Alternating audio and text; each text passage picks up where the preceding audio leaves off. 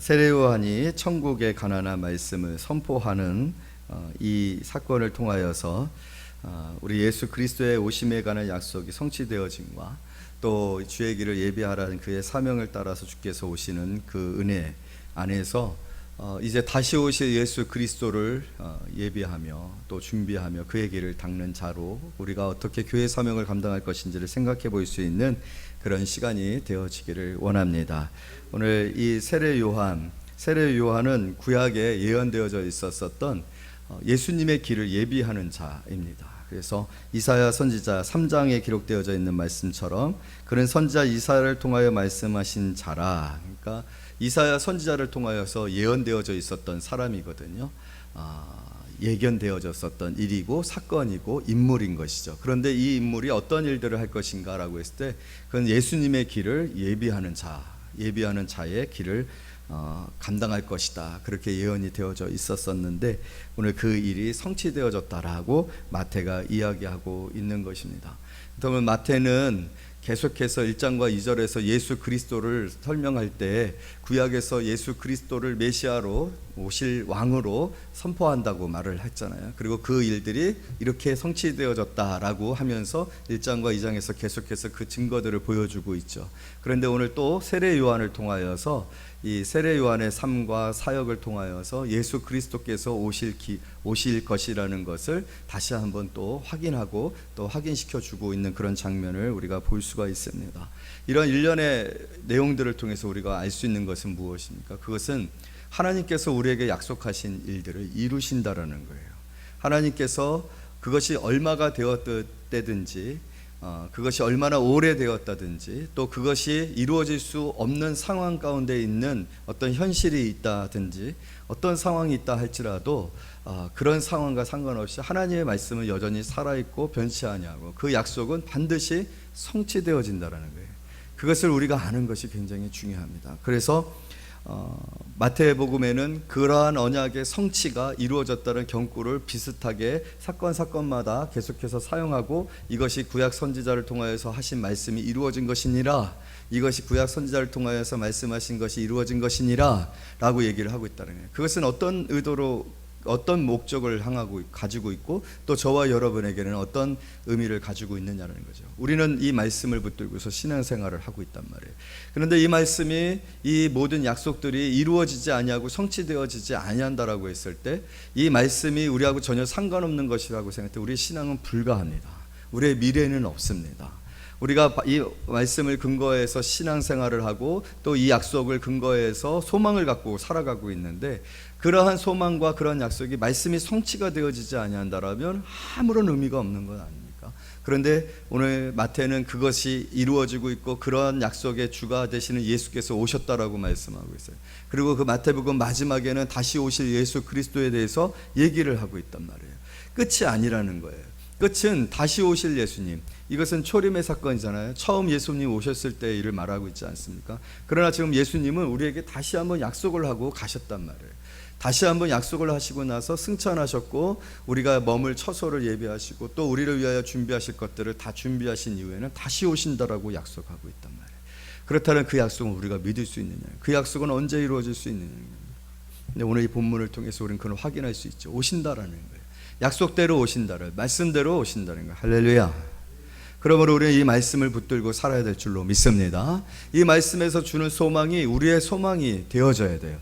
이 말씀에 주어진 약속을 붙들고 목표를 가지고 살아가야 됩니다. 다시 오실 예수님을 예비하고 그 예수님을 기다리면서 사는 삶이 오늘 저와 여러분의 삶이 되어야 할 것이고 이 말씀이 오늘 우리에게 주는 오늘 현대적인 의미에서 저와 여러분들에게 주는 그런 메시지가 아닌가 이렇게 생각되어집니다. 오늘 본문의 말씀에 보게 되어지면 3장 1절에 그때의 세례 요한이 라고 얘기하고 있어요. 그때의 세례 요한이 말라기로부터 시작해서 마태복음에까지 400년이라는 시간이 있어요. 그러니까 4세기가 지난 거예요. 400년이라는 시간이 지나는 동안 참 신기했었던 건 뭐냐면 선지자가 없었어요. 그 모든 그 이전 시대에는 계속해서 선지자들이 있었어요. 선지자들이 하나님의 말씀을 가지고 와서 그 말씀을 세상 사람들에게 선포합니다. 이스라엘과 유대인들에게 선포를 해요. 그리고 또 그 말씀을 통하여서 지금 너희들의 영적인 상태가 어떤지를 말해주고 그 영적인 상태에서 어떻게 해야 되는지를 깨닫게 해주고, 그래서 그 선지자들은 이스라엘 백성들의 어떤 삶의 지표가 되고 방향 지시등이 되어졌었단 말이에요. 그런데 400년이라는 시간이 지나는 동안에 아무런 말씀이 없었어요. 그러나 그것은 하나님께서 어떤 다른 분주한 일이 있었거나 또 새로운 은하계를 만들기 위해서, 창조를 하기 위해서 잠깐 은하계의 어떤 지역에, 우주의 어떤 우리가 알지 없는 미지의 세계에 가셔서 그 일을 하셨기 때문에 지금 지구가 속한 이 태양계 일에 관여할 수 없었기 때문에 400년이라는 시간이 지났다? 그렇지 않아요. 우연한 것은 없고요, 또 하나님이 부재함으로 시간이 무의미하고 침묵하고 아무 일도 일어나지 아니하는 것 같은가? 그렇지 않습니다. 오늘 이 성경의 그때라는 것은요, 때가 되면 하나님이 정한 때가 되면 일어날 일은 일어난다는 거예요. 약속한 일들은 일어난다는 거예요. 바로 그때입니다. 예수께서 공생애를 시작하시기 바로 직전에 이 세례 요한을 통해서 예수 그리스도께서 사역을 하실 수 있는 환경과 분위기와 기대를 갖도록 하기 위하여 예비하신 자, 하나님이 예비하셨었던 이때의 세례 요한이 이제 입을 열어서 선포를 하기 시작하는 거죠. 이 선포도 자기 스스로가 하는 게 아니라 하나님이 정하신 때. 그래서 이 그때라는 말씀이 굉장히 우리에게 중요한 것입니다. 우리에게 때가 있는가? 때가 없는 사람들은 없다는 거예요. 언제든지 우리 모두에게 때가 있다는 것을 여러분 믿으시기를 원합니다. 내 인생에 하나님께서, 내가 하나님의 약속을 붙들고 기다리고 하나님께서 내게 약속하신 일들을 이루실 때가 반드시 있다는 사실을 여러분 믿으시기를 원합니다. 우리가 알지 못하지만 우리는 때로는 조급하고 지금 이 순간에 지금 이때에 이루어져야 한다는 어떤 필요가 절절할 수 있지만은 하나님이 보실 때는 가장 좋은 때가 있는 거예요. 하나님이 보셨을 때 가장 형통한 때가 있는 거예요. 하나님이 보셨을 때 모든 것이 준비되어져서 모든 것이 아주 힘있게 이루어질 때가 있다라는 거예요. 그것은 우리는 잘 알지 못해요. 우리는 한치 앞도 알 수 없는 그런 무능함을 가지고 있지 않습니까? 그러나 전지전능하신 하나님 그 모든 때를 알고 계시고 그 모든 때를 정하여 계획하고 계셔요. 실수가 없으세요. 그 하나님의 때가 되니 이 세례 요한이 입을 열어서 전파하는데 무엇을 전파하고 있습니까? 우리 2절 말씀 다 같이 읽어보도록 하겠습니다. 시작. 회개하라, 천국이 가까이 왔느니라. 회개하라, 천국이 가까이 왔느니라. 이것이 주의 길을 예비하는 자의 입술을 통하여 선포되어진 내용이고, 여러분 예수님께서 뭐라고 말씀을 하시면서 사역을 시작하셨습니까? 예수님이 회개하라, 천국이 가까이 왔느니라. 이것을 통해서 세례 요한과 예수님이 연관성이 있다는 것을 알 수 있죠. 구약에서 예언한 것처럼 광야에서 외치는 자의 소리가 있어 너는 주의 길을 준비하라, 예비하라. 준비하라, 예비하라. 준비하라고 했는데 뚱딴지 같은 것을 준비하면 어떻게 하겠어요? 과학 시험을 치러야 되는데 국어를 준비하면 어떻게 되겠어요? 안 맞는 거잖아요. 지금 세례 요한이 회개하라, 천국이 가까이 왔느니라 라고 선포한 것은 본인이 스스로 정하여서 지금 이렇게 말하면 좋겠다라고 해서 간 것이 아니라 자기는 예수 그리스도의 길을 예비하는 자예요. 예수 그리스도께서 하실 말씀을 어떻게 해야 되는 거예요? 사람들로 하여금 익숙하게 하고 반응할 수 있게 하고 그렇게 할 수 있는 준비가 되어지도록 해야 되는 거 아니에요. 그러니까 그가 말하는 것은 회개하라, 천국이 가까이 왔느니라 라는 것이 되어 있었던 것이고, 그 말씀을 성령의 감동을 따라서 선포할 때 여러분 얼마나 놀라운 일들이 생겨지고 있는지 모릅니다. 우리가 생각할 때 여러분 예수님이 오셨잖아요. 예수님이 굉장히 탁월했었고 예수님이 행하시는 그 이적들과 그 말씀들이 이전에 선지자들이나 교사들이 가르쳤던 내용과 달라서 사람들로부터 엄청난 환호를 받았습니다. 그리고 엄청난 그런 어떤 무리들이 예수를 따랐었던 그런 모습을 보게 되어집니다. 순간에 한 번에 어떻게 이렇게, 우리는 그냥 상식적으로 이렇게 생각해요. 예수님이니까, 예수님은 하나님의 아들이니까 그렇게 기적을 행하면 사람들이 그렇게 몰려들지 않겠는가, 그런 식으로 생각하기가 쉬운데요, 그렇지 않습니다. 여러분 오늘 이 세례 요한이 활동을 시작할 때 어떤 일이 벌어졌느냐라고 하면, 세례 요한이 머물고 있는 것은 지금 유대 광야예요. 요단강 근처거든요. 광야에 있습니다. 지금 사람들이 광야로 오고 있는 거예요. 이런 광야에 사람들이 머물 수가 있습니까? 광야를 사람들이 일부러 휴가 가는 사람들이 있습니까? 일부러 광야로 휴가 가지 않아요. 계곡으로 가고 오아시스로 가고 뭔가 좀 다양한 그런 컨텐츠들이 있는 도시로 가고 뭔가 이렇게 사람들이 몰리는 곳으로 가지 광야로 가지 않아요. 그런데 회개하라 천국이 가까이 왔느니라 라고 했을 때 5절 말씀 참 재밌는 말씀이죠. 시작. 이때에 예루살렘과 온 유대와 요단강 사방에서 다 그에게 나아. 그때에 회개하라 천국이 가까이 왔느니라 했는데 이때에 사람들이 한 번도 가보지 아니하고 가고 싶어 하지 아니하고 비행기도 없고 교통편도 없고 아무것도 없는데 사람들이 예루살렘과 온 유대와 요단강 사방에서 다 그에게 나와. 이때 여러분 이 말씀은 어떤 식으로 받아들여집니까? 우연한 일이라고 받아들여집니까? 그렇지 않다는 거예요. 도저히 그럴 수 없는 환경인데 그렇지 못한 일들이 벌어지고 있어요. 이건 하나님이 하시는 일이에요. 하나님이 세례 요한을 통해서 주의 길을 예비하라. 광야에서 외치는 자의 소리가 있을 것이니라. 주의 길과 그의 나오는 길들을 예비하라 하셨었던 이 말씀이 이루어질 때 세례 요한이 사용되어지고 세례 요한이 그 때에 하나님의 그 약속의 말씀에 근거하여 선포하니 이때 이 모든 일들이 다 하나님께서 예수 그리스도께서 오시는 그 일에 예비적인 사건으로 준비하시고 인물도 준비하고 장소도 준비하고 또 사람들의 마음도 감동하사 모이게 하고 있는 거예요. 엄청난 사람들이 모이기 시작했습니다. 회개하라 천국이 가까이 왔느니라. 여러분 제가 회개하라 천국이 가까이 왔느니라고 오늘부터 그 연말까지 계속해서 회개하라 천국이 가까이 왔느니라. 회개하라 천국이 가까이 왔느니라. 회개하라 천국이 가까이 왔느니라. 회개하라 천국이 가까이 왔느니라. 이렇게 매일 회개하라 천국이 가까이 왔느라. 회개하라 천국이 가까이 왔느라. 그러면 이 얼마 남지 않은 사람들도 다 떠날 거예요. 이 설교가 대단한 설교가 아닙니다. 이 설교는요 전도사들도 하고 신학교 들어간 입학생들도 할 수 있는 설교예요. 회개하라 천국이 가까이 왔느라. 근데 이 소리에 사람들이 꼬꾸라지는 거예요. 사람들이 막 회개하고 어떻게 이 죄에 대한 이 죄책과 두려움에서 벗어날 수 있을지 세례 요한에게 나와서 묻는 거예요. 구하는 거예요. 6절 시작. 자기들의 죄를 자복하고. 저는 이 죄를 자복하고 이거 두 글자로 뭐라고 그래요? 응? 두 글자로 뭐라고 그래요? 회개잖아요. 회개 뭐 이렇게 어려워하세요? 자복. 저는 이게 제일 어렵다고 생각해요. 자기들의 죄를 자복하고. 이게 말은 쉽지. 우리는 맨날 들으니까 그러지. 여러분 이게 쉬운 일입니까? 쉬운 일은 아닙니다. 이건 기적이에요. 하나님이 하시는 일이에요. 하나님이 자기의 죄를 드러내고 그 죄로 인하여서 여러분 다윗이 자신이 바세바에 하는 우리아의 아내 바세바와 동침한 그 일로 인하여서 죄에 대하여서 그 죄를 자복한다는 개념이 영적으로 어떤 수준이고 어떤 압박감이고 어떠한 정서적인 스트레스를 받는지 말해주는 장면이 있지 않습니까? 하나님께서 나를 날마다 프레스 하신다.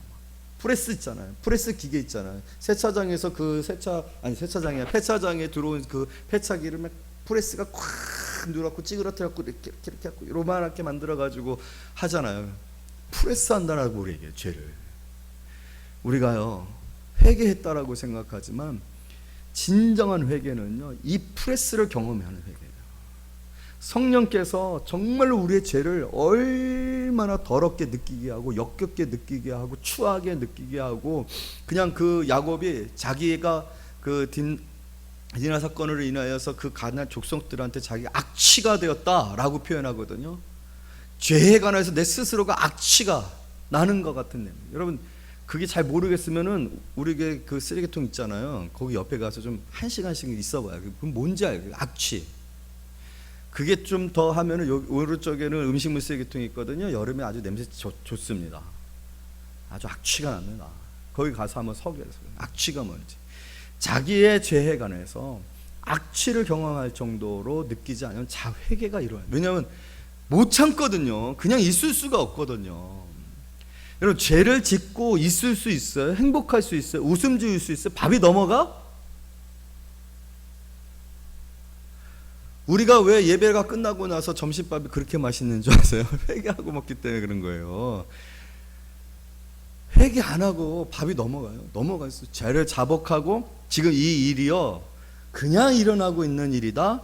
이 회개하라 천국이 가까워 있느니라는 이 말씀 문구에 사람들이 감동을 받고 논리적으로 이성적으로 수용되어지고 참 그렇다라고 인정되어져서 사람들이 변화되어지고 회개하고 있다? 절대로 그런 일 아닙니다. 이건 하나님이 하시는 일이에요. 할렐루야. 하나님이 예수 그리스도의 길을 예비하시기 위하여 세례 요한을 통하여 선포케 하시고 그 선포하신 말씀에 사람들이 눌리는 거예요. 죄가 막 깨달아지는 거예요. 죄에서 악취가 나는 거예요. 자신의 삶에서 그 추함이 역겨움이 막 참을 수가 없는 거예요. 참을 수가. 치료가 필요한 거예요. 지금 씻겨져야 되는 거예요. 닦아서 냄새를 지워야 되는 거예요. 그래서 어떤 말씀이 나와요. 6절 자기들의 죄를 자복하고 요단강에서 그에게 세례를 받더니, 그래서 세례가 베풀어지는 거예요. 여러분 이 세례는요 사실은 이스라엘에게 있어서는 이 세례가 익숙하지 않습니다. 이스라엘은 세례를 받는 게 아니라 정결의식을 행해요. 손을 닦는다든지 옷을 갈아입든지 옷을 빤다든지 며칠 동안 금식을 한 그렇게 하지, 세례는 물속에, 그러니까 쉽게 표현 침례예요. 침례. 물속에 들어갔다가 그다음에 막 죽으려고 버덩버덩 하면은 끄집어내는 게 세례예요. 침례란 말.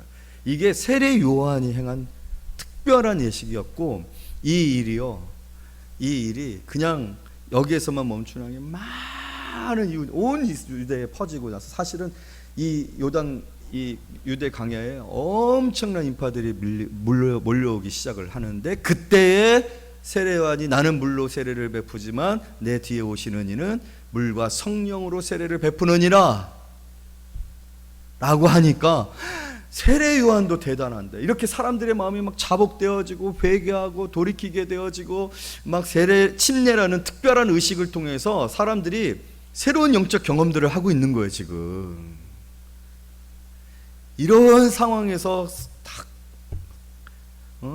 예수님이 오시면 어떻게 되겠어요? 예수님이 복음을 전파하고 예수님이 행하시고자 하는 일이 얼마나 크게 확장되어지고 활발하게 이루어질 수 있겠습니까? 이미 세례 요한 때 이런 역사들이 있었던 거예요. 단순하게 그냥 말씀만 전하고 단순하게 세례 몇 번 주고 그런 정도가 아니라 벌써 예루살렘이 들썩날썩하고 이스라엘이 들썩날썩하고 사두개인과 바리새인들 찾아왔잖아요. 그랬더니 막 독사의 자식들을 하면서 그들에게 막 선포하고 그랬잖아요. 이러한 일들이 막 들썩날썩하고 난리가 난 거예요. 나라가 지금 세례 요한이 잠깐 광야에서 반짝했었던 수준 아닙니다. 온 나라가 지금 이 세례 요한으로 통하여서 큰 일이 벌어졌고, 제자들이 있었죠. 예수님의 제자들 중에서도 세례 요한을 따르다가 예수님에게로 간 제자들이 있잖아요. 결정적으로 헤롯 왕이 나섰잖아요. 헤롯 왕이 세례 요한을 감옥에 가둡니다. 왜 그랬을까요? 여러분, 헤롯 왕이 뭐 쓸데없이 그냥 세례 요한 아니에요. 이게 나라가 세례 요한을 따르는 사람들이 많아지는 거예요. 이제 운동이 된 거예요. 쿠데타가 되겠구나 이러다가 큰일 나겠구나 라고 생각하니까 그 뿌리부터 뽑아야겠다는 생각으로 세례 요한을 감옥에 가둔 거예요. 이 사실들을 통해서 우리가 알 수 있는 것은 세례 요한이 주의 길을 예비하고 있죠. 할렐루야. 그래, 주의 길이 어떻게 예비되어지고 있느냐는 거예요. 이 일이 그때에 이때에 죄를 자복하고 침례라는 특별한 영적 경험을 하는 영적 경험의 의식들이 생겨지고 운동이 되어지고 헤로당까지 나서서 이 세례 요한을 대적하게 되어지고 결국 세례 요한을 참수하여 죽게 하는 이런 정치적인 사건까지 이루어지게 되어지는 이 모든 과정이 우리가 알아야 될 것이 무엇이냐면 바로 하나님께서 주의 길을 예비하는 아들 예수를 통하여 우리를 구원하시기 위하여 오실 예수 그리스도를 더 빠르게 또 그 역사 속에서 예수께서 선포하신 메시지가 확산되어지고 예수께서 행하시는 일들이 사람들에게 인식되어져서 그들이 예수 앞에 나와 구원을 받도록 하기 위한 예수 사역을 위한 준비의 과정을 하나님 예비하신 일이었고 그 일들이 성취되어지고 있다는 거죠. 그래서 제가 오늘 여러분들과 더불어서 말씀드리고 싶어 하는 것은 오늘 그러한 이 세례 요한에 대한 언약의 성취, 그 성취를 통하여 하나님 행하시는 일들이 성취되어져 가는 이 강력함들에 대한 우리의 인식이 필요하다는 거예요. 다시 오실 예수 그리스도를 예비하는 자들, 여러분 그 예비하는 자들로 저와 여러분이 불림을 받았는 줄로 믿습니다. 교회죠. 교회는 천국의 모형이에요. 회개하라 천국이 가까이 왔느냐를 다 뭉쳐서 어디다 갖다 놓으면 되겠어요? 두 글자로 요약하면 뭐예요? 교회예요. 회개가 있고 교회는 천국의 그림자입니다. 모형이에요. 그리고 전파하는 곳, 땅끝까지 복음을 증거하여 교회를 세우는 것, 이 모든 일들은 바로 다시 오실 예수 그리스도를 예비하도록 주께서 마련해 놓으신 교회예요. 그래서 교회에서 뭐가 있어요? 세례가 있잖아요. 그리고 오늘 성찬 예식을 통해서 우리는 또 다시 한번 예수 그리스도를 경험하잖아요. 이런 의식들은 없었어요, 구약에. 예수 그리스도께서 친히 제정하시고 우리에게 허락하신 예식이라는 거예요. 그럼 우리가 이 예식들을 행함으로 말미암아 우리는 뭘 하고 있는 거예요? 예수 그리스도의 다시 오실 예수 그리스도의 길을 예비하고, 예수님 오신다, 반드시 오신다. 그 예수님이 오실 때 이 성례에 참여한 자들, 내 몸이라고 했어요. 내 피라고 했어요. 오늘 우리가 성시교독을 통하여서 참된 양식이요 참된 음료라고 했어요. 이 세상에는 존재하지 아니하는 예수 그리스도를 영접하고 다시 오실 예수 그리스도 안에서 최종적으로 구원을 받고 영광에 참여하게 될 자들, 그 자들에 대한 인증이죠. 인증이죠. 오늘 세례 요한의 말씀을 듣고 그 말씀의 죄를 자복하고 회개함으로 그가 이제는 그 침례라는 그 의식이 그거잖아요. 물속에 들어가서 숨을 못 쉬는 거예요. 죽는 거예요. 나는 죽고 다시 태어난다. 그것이 진정한 예수 그리스도를 맞이하는 마음이고 심령이고 준비다라는 것을 그 의식을 통해서 세례 요한은 가르친 거거든요. 새롭게 시작되어진 예식이에요. 사람들이 이제까지 경험했었던 정결 의식과는 비교할 수 없는 영적 체험을 하게 된 겁니다. 그래서 기대하는 거죠. 그렇게 그 일들을 온전히 이루실 물과 불로 세례를 주실, 성령으로 세례를 주실 이는 누구신가? 그러니까 예수님 오셨을 때 백성들이 환호한 겁니다. 그가 행하신 기적과 그가 행하신 놀라운 이적들을 통하여서 참 하나님을 만나게 되어지고 구원을 경험하게 되고 소망을 확신하게 되니 사람들이 그렇게 신속하게, 그렇게 빠르게 예수 그리스도에게 모이고 예수 그리스도의 말씀을 듣고 그 은혜를 체험하게 되어지는 거예요. 그럼 우리도 마찬가지입니다. 마지막 때 우리 교회가 행해야 할 일들이 무엇이라고 생각되느냐? 이 교회는 하나님께서 마지막 때 죄의 길을 예비하고 천국을 소망하게 하며 어떻게 우리의 심령이 준비되어야 할지를 배우고 가르치고 훈련하도록 하나님께서 마련해 놓으신 공동체입니다. 그때 여러분, 우리가 그때를 바라보면서 이 때를 행하며 순종하며 살아간다라면 반드시 하나님께서 오늘 이 세례요한을 통해서 다시 오실 예수 그리스도의 길을 이토록 넓게 수축하고 대로를 만들었던 것처럼 저와 여러분을 통하여 그러한 일들을 하나님이 행하실 줄로 믿습니다. 우리를 통하여서 천국을 소망하고, 우리를 통하여서 죄를 자복하고, 우리를 통하여서 참으로 그리스도의 그 교회의 공동체가 되어지는 그 은혜를 누리는 이러한 일들이 저와 여러분들의 사명이라는 거예요. 여러분, 세례 요한이 이러한 사명을 감당하기 위해서 어떤 일들을 감당했었습니까? 참 특이하지 않습니까? 마태복음 11장 11절 한번 볼까요?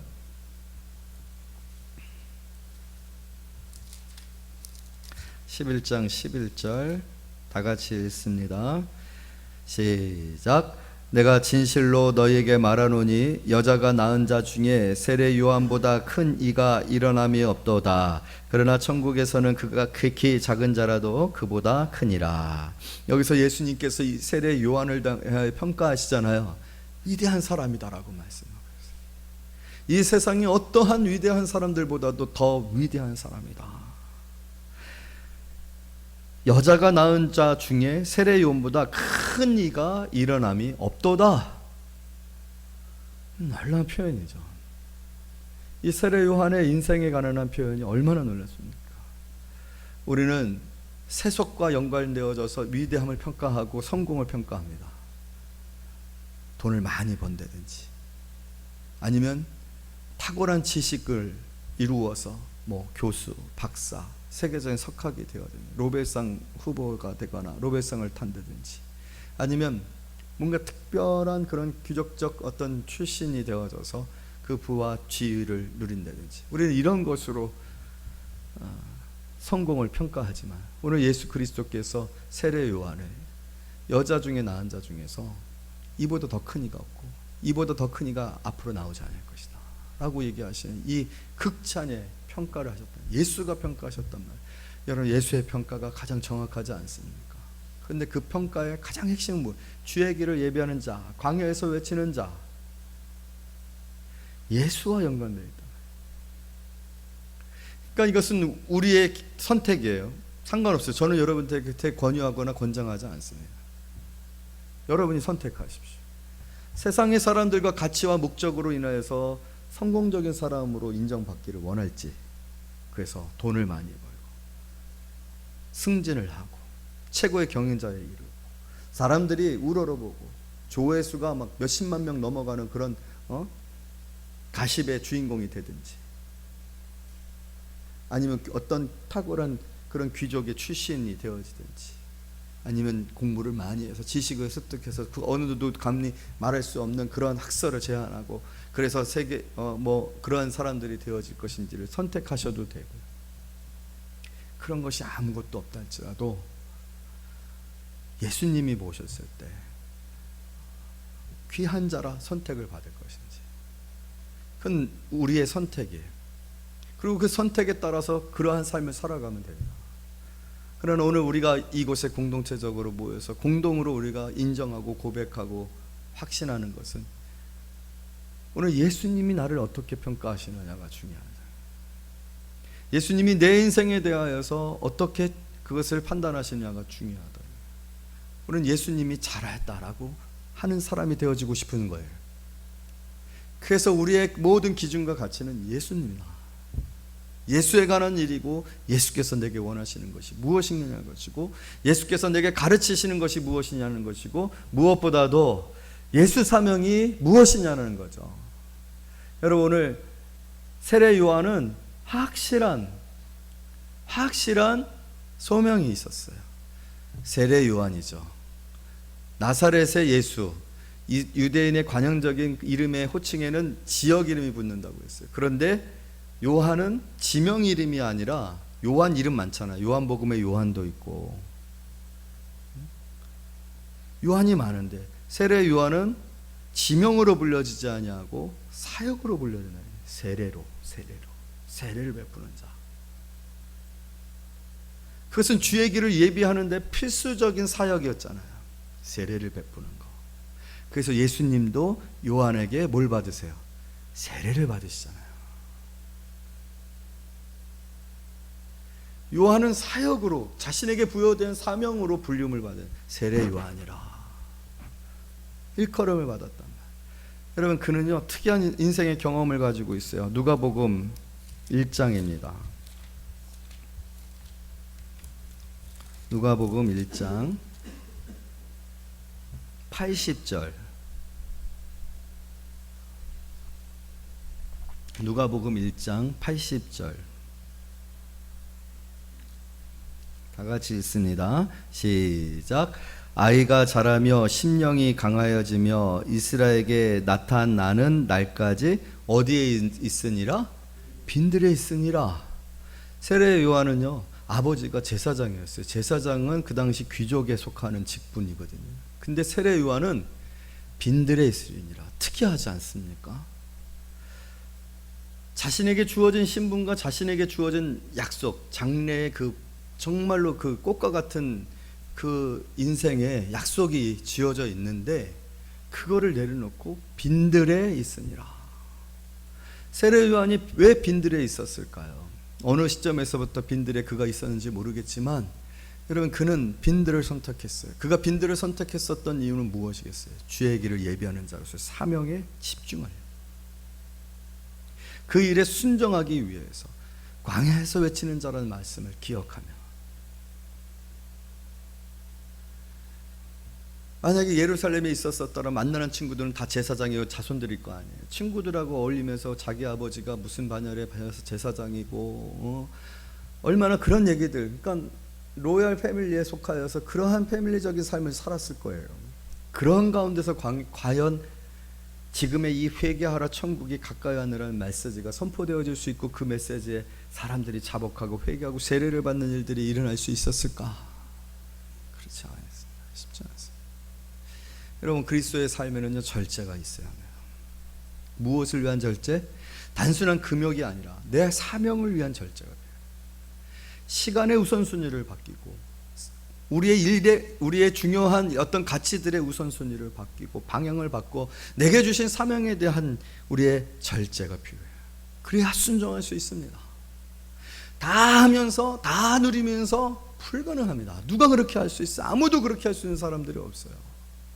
여러분, 우리가 마지막 때 교회로서 하나님의 다시 오실 예수 그리스도를 예비하는 그러한 사명이 저와 여러분들에게 있다는 걸 오늘 이 세례 요한을 통해서 확인했다라면, 오늘 우리가 교회적 삶을 위해서, 신앙적 삶을 위해서 절제가 필요해요. 그렇지 않으면 순종할 수가 없어요. 다 하면서 술 먹고 놀러 다니고 사치스럽고 사람들하고 똑같이 놀고 똑같은 수준에서 행동하고 나서 우리가 과연 회개하라 천국에 가까이 왔느냐는 메시지를 선포할 수 있고 다시 오실 예수 그리스도를 나타낼 수 있는, 그렇게 알기 힘듭니다. 세례 요한이었기 때문에 세례 요한에게 지정되었던 어떤 사명에 의하여서 그가 구별되어졌던 삶을 사는 어떤 특별함이 있지만, 여러분, 교회도 그렇습니다. 교회도 구별되어야 돼. 거룩이 있어야 돼요. 우리는 분명히 믿습니다. 다시 오실 예수님을 믿습니까? 믿습니다. 아멘. 예수님 다시 오십니다. 예수님이 다시 오신다라는 것을 이 세상 사람들은 아무도 생각하고 있지 않아요.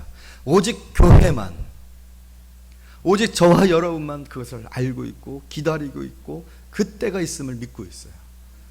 누가 이 세상에 회개하라 천국이 가까이 왔느냐, 회개하라 주께서 다시 오실 것이니라, 마라나타 주 예수여 오시옵소서를 찬양할 수 있겠습니까? 저와 여러분밖에는 없어요. 그러나 우리도 세상에 지쳐있고 세상에 묻혀있고 세상과 구별되어 있지 않고 세상 사람들과 똑같다라면 과연 주께서 이때 행하시고자 하시는 일들이 일어날 수 있습니까? 그러니까 교회가 힘을 잃는 거예요. 믿음의 사람들이, 신앙인들이 그 신앙의 변화를 익히지 못하고 영향력을 미치지 못하는 거예요. 그러나 여러분, 예수님이 뭐라고 말씀하셨습니까? 여자 중에 낳은 자 이보다 더 큰 이가 나으지 아니할 것이니라. 누구 앞에 서서 평가받기를 원하요? 누가 인정하시고 누가 칭찬하시는 사람이 되어지기를 원합니까?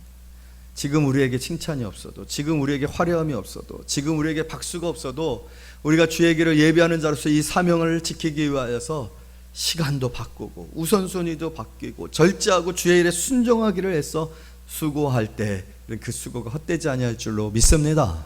반드시 하나님께서 그 일들을 아시고 또 도와주시고 사람들을 보내주시고 그 역사를 이루어가는 그런 일들이 일어나게 되어질 줄로 믿습니다. 우리 교회가 그런 교회가 되어지기를 말씀으로 축복합니다. 기도합니다.